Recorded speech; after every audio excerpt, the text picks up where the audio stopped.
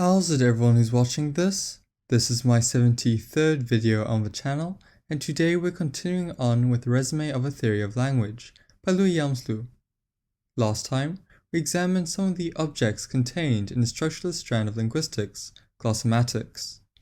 Now we'll be looking at the classification of functives, the entities that are involved in semiotic functions. To be more specific, we're going to try to work through the second part of what Hjelmslev calls the universal component of a system, titled GGB. For the sake of time, we will examine the first two operations that make it up, along with the very beginning of the third. Because of how dense this book is, I really recommend watching the first episode before this one. I'll link it in the description below. Now, without further ado, let's get into it. Hjelmslev begins by explaining how the division of GGB works. Essentially, the résumé is structured as a deductive procedure, going from broad structures, like whole semiotic systems, to tiny units. Step by step, you essentially build glossomatics from the top down.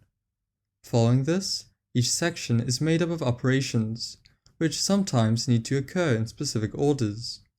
For example, here you can see that GGB1 is presupposed, or premised, by GGB2 and GGB3.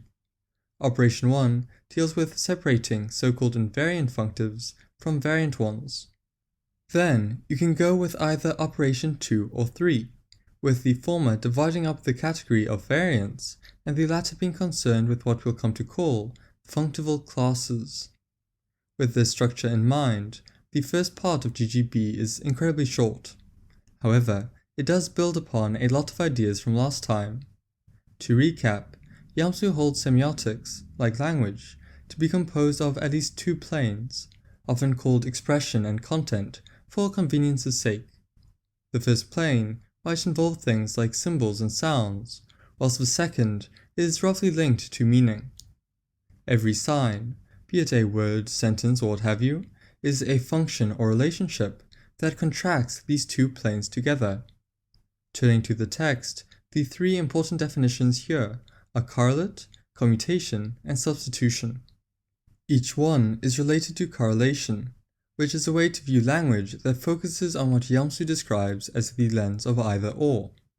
Here, it's a question of seeing what happens when one element of a plane, like a letter in expression, gets exchanged for another. On the left, you can see an example of commutation, where exchanging the letter C for H on the side of expression modifies the side of content to produce hat instead of cat. On the right, we find substitution. The word spelled Y-E-A-R can be expressed in different ways, be it as year or year, without its content being altered. From these definitions, we can call variants correlates with mutual substitution, and invariants those with mutual commutation. As you just saw, the letters C and H act as invariants, since exchanging them affects both planes. In contrast, the two different vowels in the word year are variants. Only expression is involved. However, getting into the second operation of GGB, this picture is a bit too simple. Either-or is just one way to look at language. There's also the lens of both and. Here the main focus is on processes and what happens when things are strung together, like in the case of D, O, and G forming dog. The connections between these functives, called relates, are fittingly described as relations. Our next batch of definitions primarily orbits around two kinds of these functions. On the one hand, you have solidarities. On the other hand, there are combinations. What separates them is the division between constants and variables. The first are what are needed by a function to take place, whilst the second aren't necessary, but compatible. For example, in the structure of a book, operation 1 is a constant that is needed by the variables of operations 2 and 3. With this in mind, a solidarity is defined as a relation between two constants, whilst a combination involves two variables. Here you can see the different symbols Hjelmslev uses to denote them. Going back to the planes of expression and content, they form a solidarity when you're looking at chains. In a linguistic semiotic, they can never be separated. Dog, for instance, is solidary with the content of a canine. This brings me to the reason why I said that this plane of content only roughly corresponds to meaning. Ultimately, there's no such thing as a linguistic expression without it, and even seemingly meaningless sounds can contain content, such as in their emotional weight. Moving now to combinations, the indefinite article a and nouns like hyena come to mind. They can be placed next to each other in chains, but it is necessary. Alongside a hyena, there are also statements like the hyena. Where things get interesting is with varieties and variations. These are solidary and combined variants respectively, meaning they essentially bridge the gap between a correlation and a relation. One way to think about variations is that they are free. They can be put into a chain without needing or being needed by other elements. Varieties, on the other hand, don't have this luxury. They are bound in the sense that they can only appear in certain contexts based on what surrounds them. He continues on to say that variations can only be registered on the basis of varieties, with invariants playing no role at all. As the process of articulation goes on, you eventually get to a point where you have localized varieties and individuals. These respectively refer to varieties and variations that cannot be broken down any further. In following with the glossomatic principle of simplicity, it's best to have as few of these as possible. This is where we get to Rule 4. As you can see here, there are two varieties P that can be identified from chains consisting of the letters P, Q, and R. On the one hand, you can have the variety PQ, notated on the right. On the other hand, you have a variety PR, notated on the left. However, Hjelmslev is careful to stress that anything else is invalid.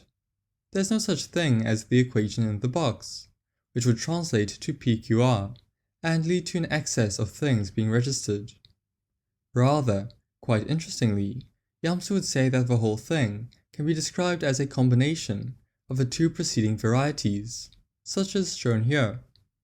What this means is that since P can come before Q and before R, then this PQR chain is possible without any limiting implications.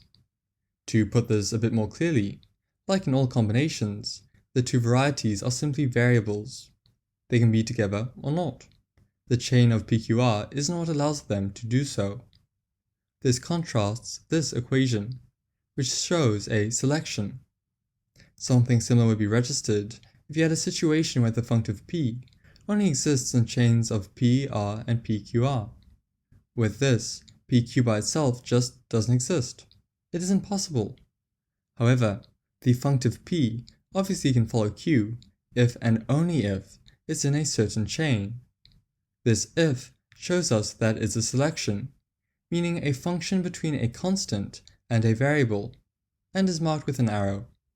This is all because the function contracted between P and Q depends on one that allows P and R to be together.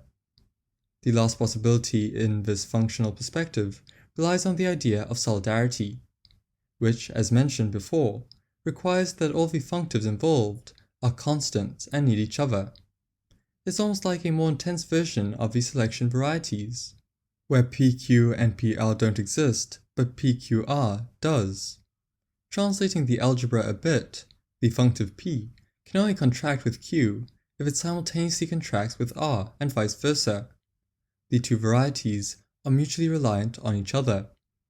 It's on this note that Hjelmslev moves on to variations, although he doesn't really spend that much time explaining how they work in relation to this fourth rule we've been examining. All he does is say that, in most cases, there are only two variations recorded at each stage of analysis, in keeping with the idea of simplicity. However, this is caveated by the fact that it is possible to delve deeper and deeper into exploring them, which can eventually lead to an indefinite number of individuals. To try to keep the process from getting out of hand, he now explains that if you have individual variations, such as P and Q by themselves, along with PQ, the last can be symbolized as a combination of the first two.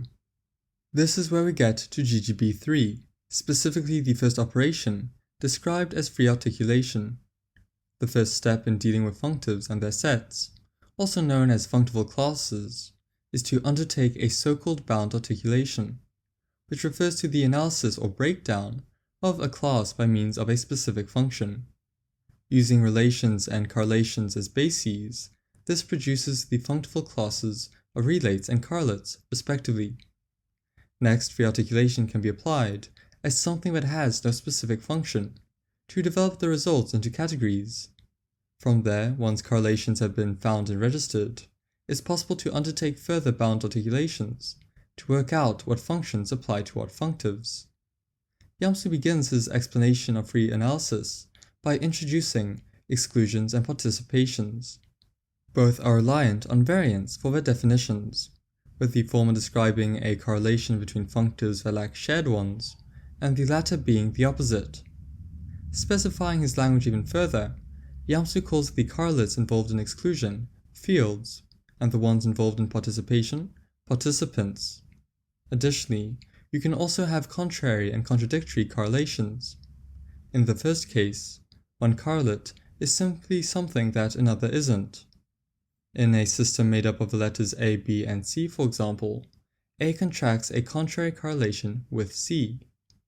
However, in the second case, things get a bit more radical. Now, A doesn't just contract C, but BC. All the functives in the contradictory correlation are completely opposed. With this in mind, here's a recreation of a diagram that Hjelmslev offers to explain how participations can be translated into exclusions, and vice versa. At first glance, this might sound a bit strange, since they seem to have opposing definitions. However, it gets a bit clearer if you examine it more closely. Drawing an example from the linguist Una Kanga, imagine that there is a contradictory participation, like that between the words narrow and wide. Whilst these are, in one way, the exact opposite of each other, they are also variants, insofar as they can be used to cut up the same space concerning width. Namely, in phrases like, how wide is the board, narrow is a perfectly acceptable possibility. In glossomatic notation, treating the different boxes as fields, we can write the two terms as A, B, and C next to vertical ellipses. We can then convert them into exclusions by focusing on where they lack variance. The result are two separate fields, like seen in the top left. If the situation was a bit different, namely contrary, the number is a bit greater, 3 in the case shown at the bottom. This brings us to the last set of definitions we'll be looking at today, namely that of extreme participation, configuration, and simple correlation. To examine the latter first, this basically just refers to exclusions that can indifferently be called contradictory or contrary. This might be contracted between the fields A and C without any B to specify if one is explicitly everything the other isn't, or if they're simply different. The purpose of this in glossomatic analysis is to have a complete picture of the kinds of functions that can be registered, linking all the way back to the most fundamental principle of the theory, the need for an exhaustive description. Moving on now to extreme participation and configuration, the latter is shown here. Dealing with the former to begin with, the extreme part means that it's a participation with the greatest possible number of common variants.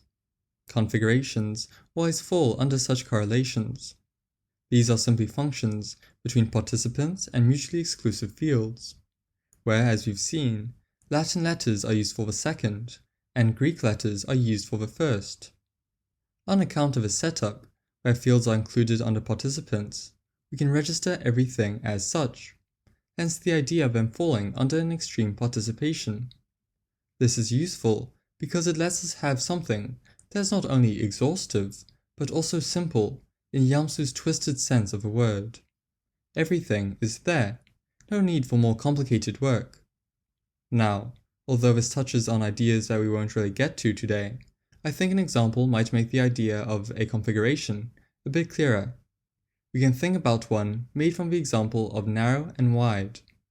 Here, a and lowercase alpha are considered narrow, whilst b and uppercase alpha are wide.